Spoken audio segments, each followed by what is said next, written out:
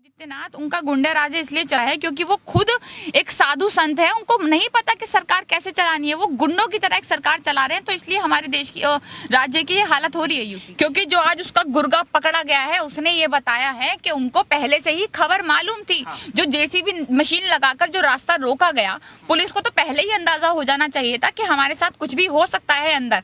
और वहां पर AK-47 से हमला किया। इनफैक्ट हमला करने वालों में से एक विकास दुबे खुद शहीद हो जाते हैं। और शहीद करने वाला किसी और धर्म से बड़े किसी और धर्म से है। क्या पता आज शायद खान वो होता तो आज पूरी कौम को आतंकवादी घोषित कर दिया गया होता कि ये कौम आतंकवादी है। इस कौम ने हमारे भारत के जो पुलिस वाले हैं उनको शहीद किया। इस तरह से उसके ऊपर 302 का केस है, उसके ऊपर 307 का केस है। इनफैक्ट उसके ऊपर रेप का भी केस है, बलात्कार के भी केस है। तो उस इंसान के जब हम फोटोज देखते हैं तो दिल दहलता है कि उस इंसान के फोटोज बड़े बड़े नेताओं के साथ हैं। और एक फोटो काफी वायरल है जो यूपी के मुख्यमंत्री योगी आदित्यनाथ के साथ है। बता रही हूँ कि जो IT सेल है वो खुद इन फोटोज को चला के ये कह रहा है कि हमारा हिंदू भाई, हमारा शेर भाई, वो खुद मानता है कि हमारे जो विकास दुबे हैं उन लोगों के विकास दुबे जो है उनका कट्टर हिंदू भाई, शेर भाई। उत्तर प्रदेश में जो मैम घटना हुई है कानपुर को देखते हुए आप मैम क्या कहना चाहेंगे? क्योंकि लगातार उत्तर प्रदेश में आए दिन ऐसी घटनाएं सामने आ जाती हैं जो एक बार देश को फिर से सोचने मजबूर कर देती है कि हमने किसको सत्ता सौंप दिया और हम क्या चाहते थे और क्या देश में हमें देखने को मिलता है। सबसे कानपुर को देखते हुए आप क्या कहना चाहेंगे? कानपुर में जो हुआ है ये विकास दुबे वाला कांड जो हुआ है, पहली बात तो राम राज्य में उस तलाश रहे हैं हम सब राम राज्य को। कहाँ गया वो राम राज्य जिसकी बात हुई थी? गुंडा राज लिया है राम राज्य करके। उसके बाद मतलब ये सोचने वाला है कि उस इंसान के ऊपर 60 केस चल रहे हैं अभी तक टोटल 60 केस चल रहे हैं। उसके बाद जब उसने वो स्टार्ट किया, मतलब अगर हम पहले की बात करें कि उसकी जो ये हिस्ट्री शीटर उसको माना जाता है, तो हिस्ट्री शीटर आखिर वो बना कैसे, कहाँ से हुआ? तो कहा एक प्रिंट मीडिया में ही छपा था कि उसने अपनी जो माँ की कोख से ही है वो इन सब चीज़ों से सीख के ही निकला। वो उनके जो पिताजी हैं, जब 1990 में किसी चीज़ पे उनकी बेइज्जती की गई, दूसरे गुट वालों ने उनकी बेइज्जती की, तो 1990 में उसने बदला लेने के लिए, सिर्फ बेइज्जती का बदला लेने के लिए चौधरी के मतलब एक गांव था, वहाँ पर चौधरी लोग थे, घुसकर उस गांव में घुसकर उन लोगों को मारा। और जब लोगों को मारा तो उन चौधरियों को, काफी सारे लोगों को मारा उसने। तो वहां पर जब वो पूरा बहुल इलाका जो था वो पंडितों का इलाका था, ब्राह्मण से इलाका था, तो वहां पर उसको जो केस था मतलब उसके खिलाफ किसी ने कुछ बोला नहीं। और उस जगह का जो उस टाइम का जो विधायक था उसने इसके लिए आवाज उठाई और इसको बचा लिया। तो वहां पर क्योंकि वो चौधरी थे उसके वजह से उनको न्याय नहीं मिल पाया और वो केस वहीं का वहीं बंद हो गया। आज 1990 की बात करते हैं 2001 की। 2001 में जब वाजपेयी जी की सरकार थी हमारे देश में, तो यूपी में जो सरकार थी वो राजनाथ सिंह जी की थी। राजनाथ सिंह जो थे वो वहाँ के मुख्यमंत्री थे। और जब वो मुख्यमंत्री थे वहाँ पर तो बीजेपी में ही 2 गुट बने हुए थे, क्योंकि बीजेपी से थे तो बीजेपी में ही 2 गुट बने हुए थे। तो बीजेपी का जो मंत्री था वहाँ का, वो मंत्री उस टाइम जेल में था और मंत्री को घुसकर विकास दुबे ने जेल में घुसकर मारा था। और दूसरे गुट में मतलब एक तरीके से बीजेपी के दो गुट बने हुए थे, और जो दूसरे गुट में एक महिला नेता थी उसने विकास दुबे को वहां से बचा लिया। उसके खिलाफ ना कोई कार्रवाई हुई ना कोई केस, उसके बाद वहां पर उस केस को वहां पर भी छुपा दिया गया। ऐसे ही हल्के हल्के अगर हम देखें तो 2001 की बात करें या फिर 1990 की बात करें, बदला लेने की, अपने बाप की बेइज्जती का बदला लेने की, तो हम बात करें तो ऐसे उसके ऊपर अभी तक 60 केस ऐसे हैं जो चल रहे हैं जिनके खिलाफ ना कोई कार्रवाई हुई। यूपी में अगर चलिए ठीक है, यूपी में पहली बात अभी तो दिख गया, अभी तो किसी को पता चल गया, हमें भी पता चल गया कि विकास दुबे नाम का कोई है शख्स। उससे पहले ना आप जानते थे, हम जानते थे। कौन जानता था भारत में विकास दुबे नाम का ऐसा कोई शख्स है, उसके ऊपर इतने केस चल रहे हैं। और दूसरी बात, जो विकास दुबे है वो एक ऐसा नाम है जिसका हर पार्टी के साथ संबंध है, चाहे तो वो सपा हो, बसपा हो या बीजेपी हो। ऐसी बड़ी बड़ी पार्टियों के साथ उसके संबंध रहे हैं और काफी सारी पार्टियों में उसका बड़ा हाथ भी रहा है। यहाँ तक कि जो उसकी बीवी है जो उसने बसपा से चुनाव भी लड़ा है। तो हम ये भी देखते हैं। तो अगर हम बात करते हैं कि यहाँ पर उसके कॉन्टेक्ट किस तरह से बढ़े हुए हैं या कितने जिलों में उसके कॉन्टेक्ट फैले हुए हैं, तो उसका जो एक तरीके से सर्कल है वो काफी बड़ा है। गुंडागर्दी का सर्कल जो है वो काफी बड़ा है।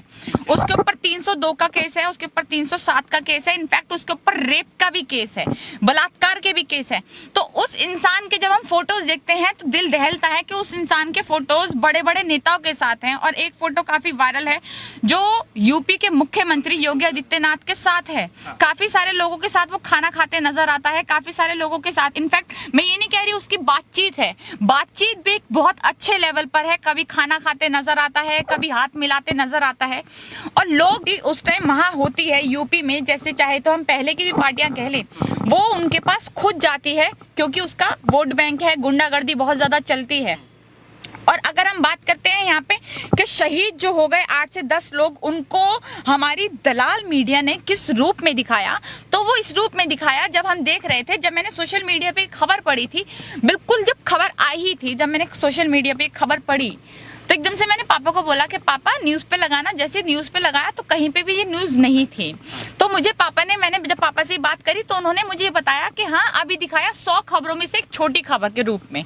मतलब जब 8 से 10 लोग शहीद हो जाते हैं और शहीद करने वाला किसी और धर्म से किसी और धर्म से है, क्या पता आज शायद खान वो होता तो आज पूरी कौम को आतंकवादी घोषित कर दिया गया होता कि ये कौम आतंकवादी है, इस कौम ने हमारे भारत के जो पुलिस वाले हैं उनको शहीद किया, इस तरह से। पर आईटी सेल, अब दूसरा रूप हम आईटी सेल का देखते हैं। आईटी सेल में ये चल रहा है हमारा हिंदू भाई विकास दुबे जिंदाबाद।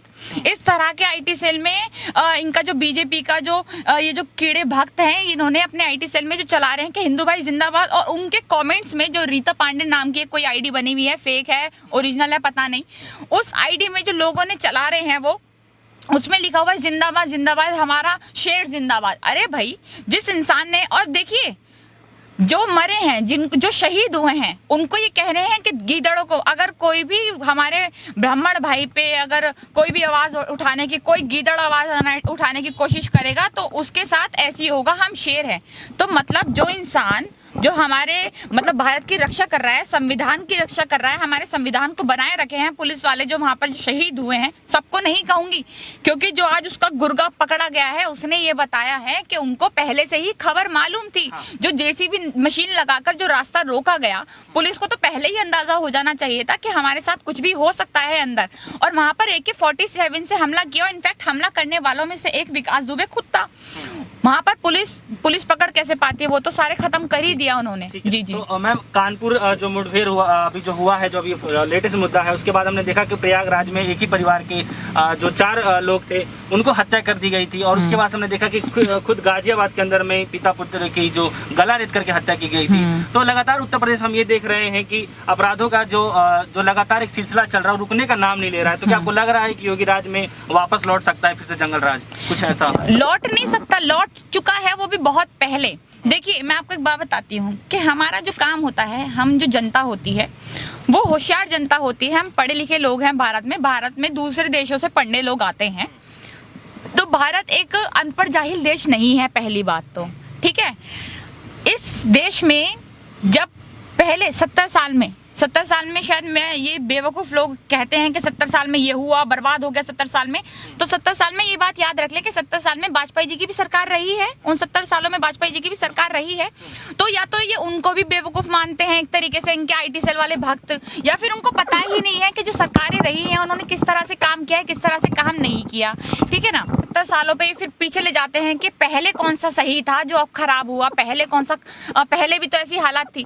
तो पहले मैं आपको ये बता दूं कि यूपी में अगर जैसे इस बार जो हमारे, क्योंकि पहली जो सरकारें थी उसमें पढ़े लिखे लोग थे, पढ़े लिखे एक एजुकेटेड लोग थे, एक अच्छे वर्ग से लोग थे जिनको पता था कि हमारे देश में क्या होना है क्या नहीं, किन चीज़ों पे काम करना है, किन चीज़ों पे काम नहीं करना। जो एम्स बना वो किस सरकार में बना, जो बड़े बड़े हॉस्पिटल्स बने वो किस सरकार में बने, जो हमारे दिल्ली का नक्शा चेंज हो गया वो किस सरकार में। बहुत से काम ऐसे हुए हैं। मैं कोई किसी पार्टी का फेवर करने नहीं बैठी हूँ यहाँ पे, ना फिर कर रही हूँ, बट बात यह है कि जो सच है वो सच है। बट अगर हम जो जनता हैं वो एक अनपढ़ को चुनकर मुख्यमंत्री बनाएंगे, एक अनपढ़ को चुनकर प्रधानमंत्री बनाएंगे, तो हमारे देश का ये जो हाल है ये होना बनता ही है, ये हाल होगा ही, बिल्कुल होगा। तो हमारे जो ये यूपी के मुख्यमंत्री जो हैं योगी आदित्यनाथ, उनका गुंडा राज इसलिए चल रहा है क्योंकि वो खुद एक साधु संत है, उनको नहीं पता कि सरकार कैसे चलानी है, वो गुंडों की तरह एक सरकार चला रहे हैं। तो इसलिए हमारे देश की राज्य की ये हालत हो रही है यूपी की। मैम, उत्तर प्रदेश के जो मुख्यमंत्री योगी आदित्यनाथ जी हैं वो ये कह रहे हैं कि जो भी ये हादसा हुआ है उसका बदला पूरी तरीके से लिया जाएगा, और देखने को ये भी मिल रहा है कि जो मकान है विकास दुबे का वो पूरा लगातार ध्वस्त कर दिया गया है, महंगी महंगी जो गाड़ियां हैं वो भी तोड़ दिया गया है। बता ये भी जा रहा है कि कानपुर में जो उनके बंगलो थे, जितने मकान थे, वो सारे ध्वस्त कर दिए गए हैं। अब उसके बाद अब लखनऊ में भी जितने उनके मकान है तोड़ा जाएगा। तो क्या आपको लगता है कि सरकार इस समय कुछ कड़ी रणनीति अपना रही है चीजों को देखते हुए? ये कड़ी मतलब आप किसी को शहीद कर दो, 60 केस आप पे चल रहे हो, 60 केस तो ये चल रहे हैं। आपने कितने लोगों को, अभी 8 से 10 नहीं, आपने कितने लोगों की अभी तक जान ले चुके हैं? आप कितने लोगों का रेप कर चुके हैं, कितनी लड़कियों का रेप कर चुके हैं? आपने कितने लोगों को मतलब एक तरीके से, अभी AK-47 इसके पास है तो पता नहीं कैसे कैसे हथियार इसने अपने पास रखे हैं, उन लोगों से इसने जान ली है। वो इंसान कई लोगों को अभी तक हमारे खत्म कर चुका है, हमारे भारत को खत्म कर चुका है, और हमारी सरकार ने इतना बड़ा काम किया है कि उसका घर तोड़ दिया। मतलब आप सफूरा जरकर को तो जानते होंगे, हमारी सरकार सफूरा जरकर को जानती होगी, या फिर खालिद सैफी हो गए, या फिर डॉक्टर कफील हो गए, जिन्होंने बहुत से बच्चों की जान बचाई थी। आज उनको जेल में पटक रखा है इन्होंने, आज उनको जमानत नहीं हुई। जब जमानत हुई तो किसी और केस में फंसा दिया कफील खान को, उसको उनको जेल में पटक रखा है। अभी तक उनको बाहर निकालने को ये तैयार नहीं है। उनपे सफूरा जरगा, जब अभी थोड़े दिन पहले उनकी बेल हुई तो दूसरे किसी ने FIR कर दी कि उसको इस केस में डालो अंदर। मतलब जो इंसान संविधान के लिए आवाज उठा रहा है, जो इंसान संविधान के साथ है, उसको आप 1 से 2 दिन में पकड़कर जेल में पटक देते हैं, उसको निकालते नहीं, उसके हाथ पैर तोड़ देते हैं। कोई प्रेग्नेंट लड़की उसके हाथ पैर तोड़ देते हैं। 2 दिन से ये जो जिसने हमारे 8 से 10 पुलिसकर्मी शहीद कर दिए, 2 दिन से वो गायब है और आज तक अभी तक वो पकड़ा नहीं गया है। उसके घर तोड़ने से आपको क्या मिल जाएगा?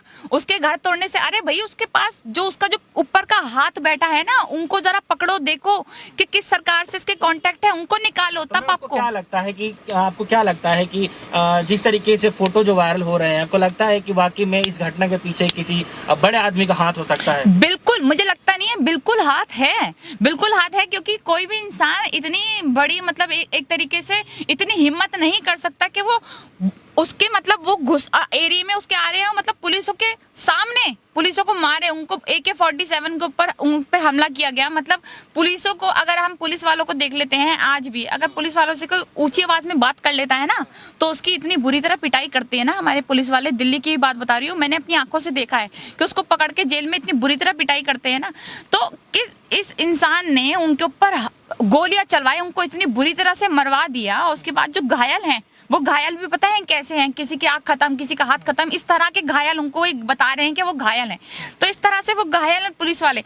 तो अगर आप कहते हैं कि हमारे तो राम राज्य है, गुंडा राज खत्म हो रहा है, तो गुंडा राज खत्म हो रहा है तो आपकी पार्टी के जो नेताओं के साथ उनकी फोटो नजर आती है। इनफैक्ट हमारे मुख्यमंत्री के साथ, यूपी के मुख्यमंत्री की योगी आदित्यनाथ के साथ जो फोटो नजर आती है, वो फोटो कहाँ से आ गई? वो फोटो क्या वो मतलब आपके डॉक्टरेट जैसे आपकी IT सेल काम करती है, आप उनकी तरह समझते हैं? तो और मेन बात ये मैं बता रही हूँ कि जो IT सेल है वो खुद इन फोटोज को चला के ये कह रहा है कि हमारा हिंदू भाई, हमारा शेर भाई, वो खुद मानता है कि हमारे जो विकास दुबे हैं उन लोगों के विकास दुबे जो है उनका कट्टर हिंदू भाई, शेर भाई। आपको क्या लगता है कि अब सरकार को क्या करना चाहिए, योगी सरकार को क्या करना चाहिए? क्योंकि मकान तोड़ने से और गाड़ियां तोड़ने से तो जो शहीद हुए हैं जवान, उनको कुछ मिलने वाला है। मुझे ये लगता है कि किसी की नहीं मानी जाए। हाँ। जो उनकी खुद की माँ ने कहा है, हाँ। विकास दुबे की माँ ने जो कहा है, कम से कम उनकी बात को तो माना जाए। हाँ। उनकी माँ ने ये कहा है कि मैं नहीं चाहती कि आप मेरे बेटे को जिंदा पकड़ें, आप मेरे बेटे का इनकाउंटर कर दे, हाँ। उसको मुर्दा ही पकड़ा जाए, क्योंकि उसने ऐसे ऐसे काम किए हैं और ये वाला जो क्राइम उसने किया है, ये वाला जो अपराध उसने किया है, वो माफी के लायक नहीं है, तो उसका इनकाउंटर कर दिया जाए।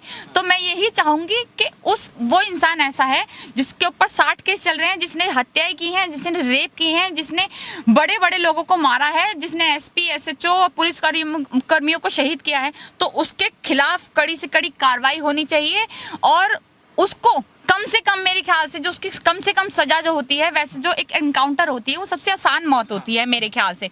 आप किसी को सामने खड़े होकर गोली मार दे तो उसने जो बुरा किया है उसको मिलेगा नहीं, यूं ही मौत मिल जाएगी। या तो उसको एनकाउंटर से मारा जाए, एनकाउंटर किया जाए, और अगर आप एनकाउंटर नहीं करते तो उसके खिलाफ ऐसी सजा उसको मिलना चाहिए कि वो जब जेल में रहे तो अपनी मौत को तड़पे, उसको मौत ना मिलना चाहिए। तो ऐसे उसके खिलाफ कार्रवाई होनी चाहिए जरूर।